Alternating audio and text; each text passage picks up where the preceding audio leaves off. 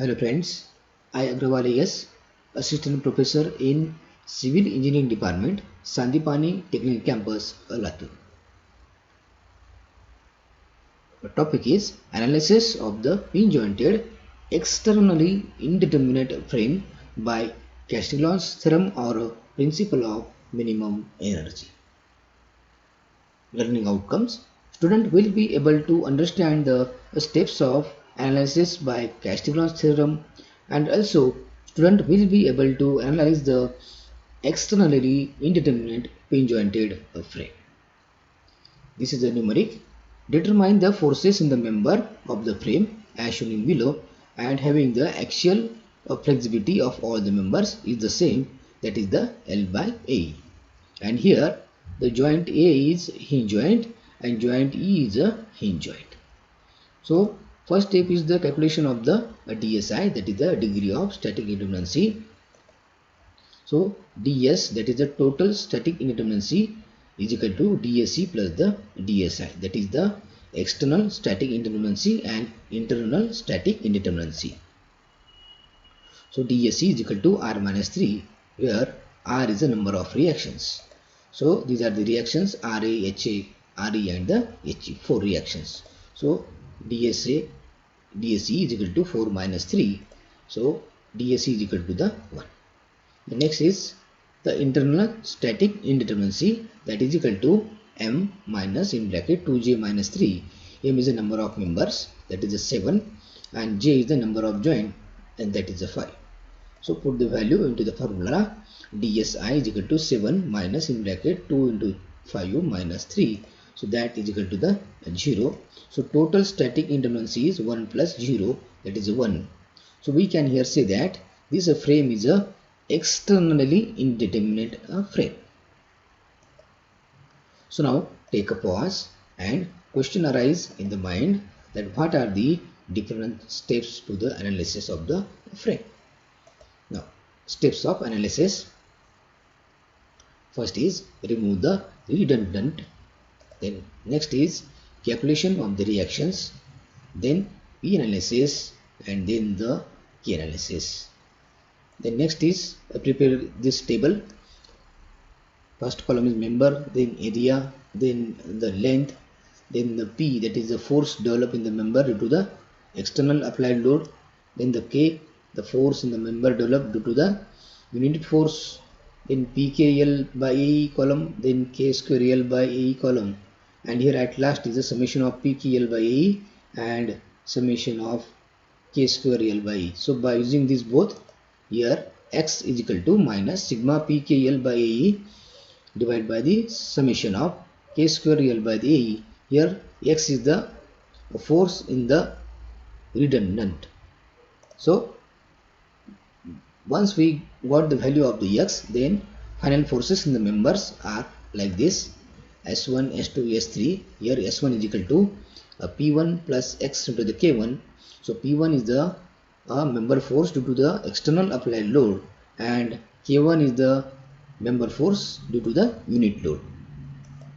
Now the removal of the redundant. So here the frame is externally indeterminate frame. So treat this vertical reaction RE at the E as a redundant. So remove the vertical reaction at E and release the structure. So remove the reactions here, and here apply the roller support, because we are removing only the one reactions. That is why instead of hinge support we have to apply the roller support, and then apply the unit force at the joint E. So here we apply the unit force at the joint E. Then the calculation of the reactions. So we are taking here sigma MA is equal to 0, clockwise positive and anti-clockwise negative. So what here sigma MA, so 20 into 6 is a clockwise, and this HE into 8 is a anti-clockwise. So here we got HE is equal to 15 kilonewton. Then sigma Fx equal to 0, towards right plus and towards left minus. So HA is toward the right and this HE is toward the left. So HA minus HE is equal to 0. We have the HE value 15 kilonewton. So put here. HA minus 15 is equal to 0. So HA is equal to the 15 kilonewton. Then apply the sigma Fy condition, upward force positive and downward force negative. So here Ra is a vertically upward, that is why is positive, and 20 is the downward force, that is why is a negative. So Ra is equal to 20. Then next step is the P analysis. So here by using method of joint we are finding the member forces. So first consider the joint A here, and the force is FAC, and assume the direction of the FAC is towards the joint. So now this force is vertical. So here we are considering the sigma Fy is equal to the 0, and upward force positive, downward force negative. So Ra is upward, that is why it's positive, and FAC, this FAC is a downward, that is why it's a negative. So Ra minus FAC is equal to the 0. We know the Ra is 20, so 20 minus FAC, so FAC is equal to 20 kilonewton. Then next force is the FAB, and assume the direction of FAB is towards the joint. So apply here the sigma Fx condition, because this force is a horizontal force. So here the towards right is positive and towards left is negative. So HA, this is a towards right, that is why is a positive, and this FAB is the towards the left, that is why is a negative. We know the HA is equal to 15, so 15 minus FAB is equal to 0, so FAB is equal to 15 kilonewton. So then we consider the joint C here, and force is the FBC. Force is the FBC. Assume the direction of FBC is away from the joint. Now here this force is an inclined force, so resolve this force into two directions. So horizontal force is FBC cos 53.13, and vertical downward force is FBC sin 53.13. So here we are applying the sigma Fy condition, upward force positive and downward force the negative. So at here what, FAC is a upward force, that is why is a positive, and FBC sin 53.13 is a downward, that is why is a negative. We know FAC is equal to the 20, so 20 minus FAC sin 53.13, so we got here FBC is equal to 25 kilonewton. Then we consider the force FCD and assume the direction towards the joint. Sigma Fx is equal to 0. Towards right is a positive and towards left is a negative. So at here these are the two forces horizontally. So this FBC cos 53.13 is toward the right. That force is a positive, and FCD is towards the left. That is why is a negative. Then we have the value of FBC, that is 25. Put here 25 cos 53.13 minus FCD. So here we got FCD is equal to the 15 kilonewton. The next, consider joint D here. Now find the force in the member the FBD. So here apply the sigma Fy condition, upward force positive and downward force negative. So here at the joint D there is no counterbalance force. At the joint D vertically any force. That is why we can directly say that FBD is equal to the 0. The next force is the FDE, and assuming the direction is the towards the joint. Now this force is horizontally, so apply here sigma Fx condition, towards right plus, towards left minus. So here what, FCD is toward the right, that is why it's positive, and FDE is toward the left, that is why it's a negative, and that is equal to the 0. So FCD is 15 kilonewton, so put here 15 minus FDE. So we got here FDE is equal to 15 kilonewton. The next is consider the joint E here, and we find the force FBE here, and assume the directions of FBE is the towards the joint. Now here this again the force is inclined, so these are the resolution of the forces here. Vertical force is FBE sin 53.13 and horizontal force is FBE cos 53.13. Now here we are applying the sigma Fx condition, towards right plus and towards left is minus. So here horizontal forces are FBE cos 53.13, then FD and the HE, but HE is toward the left. As per sign conventions, this is the minus. So FCD plus FBE cos 53.13. These two forces are toward the right. This is by plus, and this HE is the minus because of towards the left.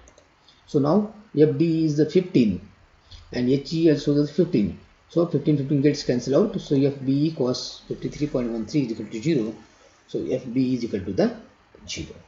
So here these are the direction of the forces, and this is the magnitude of the forces. Then next step is the K analysis. That is the forces developed in the member due to the application of the unit load. Here we have applied the unit load at the joint E because we have released this reaction from the joint here. So calculation of the reactions. So clockwise positive and anti-clockwise negative, and we are taking sigma MA is equal to 0.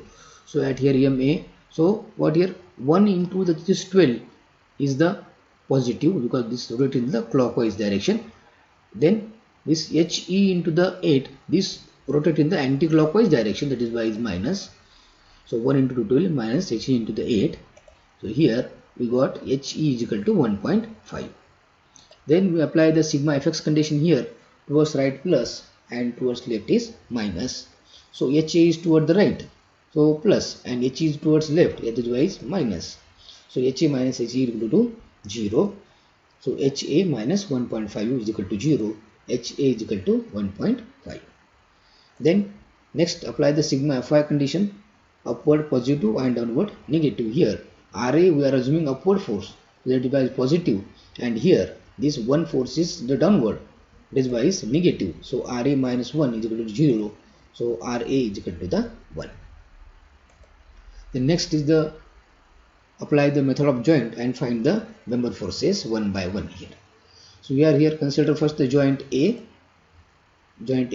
and member force is the KAC here. Assume the direction is the towards the joint. Now this force is vertical, so apply here the sigma Fy condition, upward plus, downward minus here. So RA is a upward, that is why is a plus, and KAC is a downward, that is why is a minus. So RA minus KAC, put the value of RA is 1. So 1 minus KAC, so KAC is equal to the 1. Then next force is the KAB here. Assume the direction is towards the left here. Now this force is horizontal, so apply the sigma fx condition, towards right plus and towards left minus. So here HA is toward the right and KAB is toward the left. So HA minus KAB. We know the HA is equal to KAB is equal to HA, and here KAB is equal to 1.5 because HA is equal to the 1.5. Then we consider the next joint, that is the joint C here, and force is the KBC, and assume the direction of KBC is the away from the joint. Now this force is the inclined force, that is why resolve this force. Horizontal force is KBC cos 53.13, and vertically downward force here is KBC sin 53.13. Now apply sigma Fy condition, upward force positive, downward force negative. So KAC is here is upward force, that is why is positive, and KBC sin 53.13 is a downward force, that is why is a negative, and that is equal to the 0. So KAC is equal to the 1. So 1 minus KBC sin 53.13 is equal to 0. So KBC is equal to the 1.25. The next force is the KCD. Assume direction is towards the left. So here apply the sigma fx condition. Then here this KCD is toward the left, that is the minus, and KBC cos 53.13 is toward the right, that is why the plus, and that is equal to the 0. So KBC is 1.5, so put here 1.5. So 1.5 cos 53.13 minus KCD is equal to 0. So KCD is equal to 0.75. Then consider the joint D here, and member force is the KBD. So apply sigma Fy condition, and here there is no force at the joint D. That is why we can directly say that KBD is the 0. Next force is the KDE, and consider the joint direction is towards the joint. Now here apply the sigma Fx condition. Towards right is plus and towards left is minus.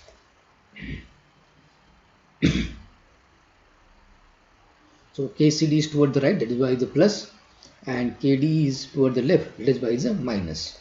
So again KCD is a 0.75, so 0.75 minus KDE, so KD is just 0.75. Then next you consider the joint E here. Force is the KBE. Now this is the inclined force, that is why here resolution of the forces. Again we are assuming the direction is toward the joint and resolve the force like this. So horizontal force is KBE cos 53.13 and vertical force is KBE sin 53.13. So we are resolving this by sigma Fy condition, upward positive and downward negative. So this KBE sin 53.13 is upward, that is why it's a plus, and 1 unit force is a downward, that is why it's a minus. So KBE sin 53.13 minus 1.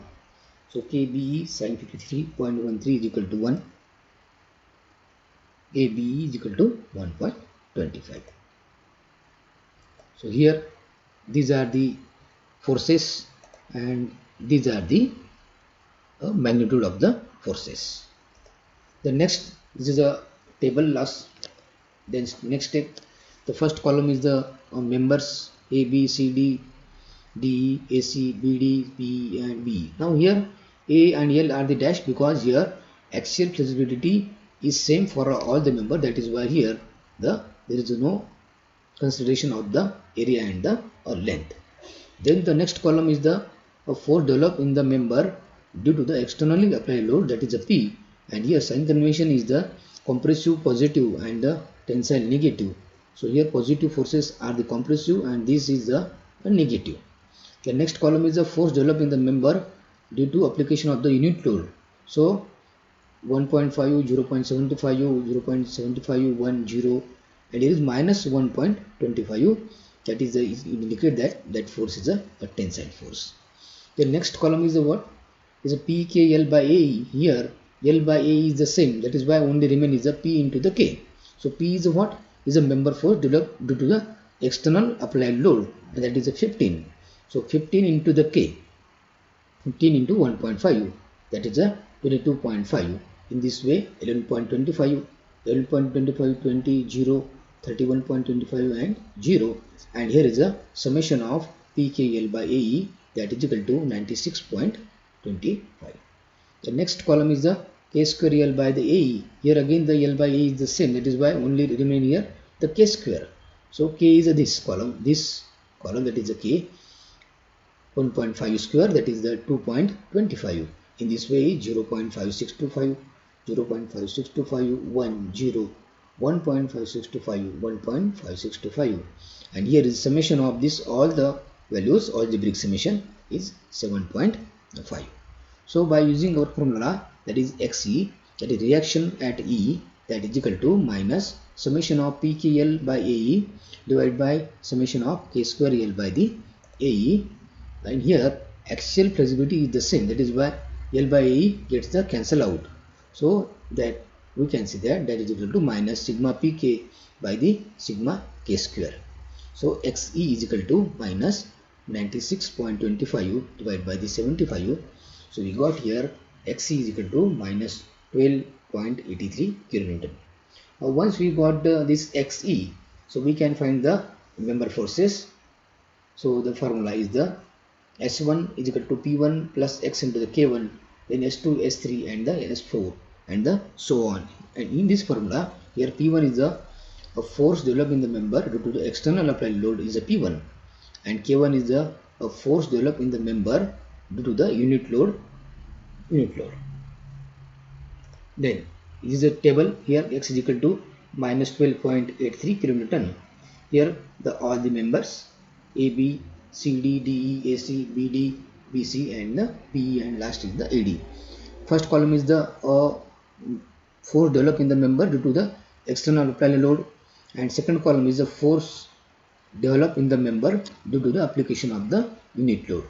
And here our formula, that is equal to S is equal to P into X into the K, where P is the force developed in the member due to the applied load.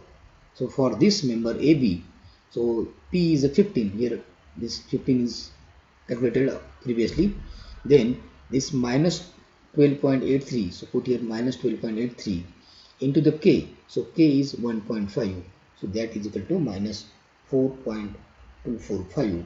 Then same way is 5.37, 7.17, and here 0 because both the values are the 0, then minus 8.96, minus 16.03, and last 19.245. And our sign conventions is the minus indicates the tension and plus indicates the compression. Here minus tension, and plus value are the compression. Thank you.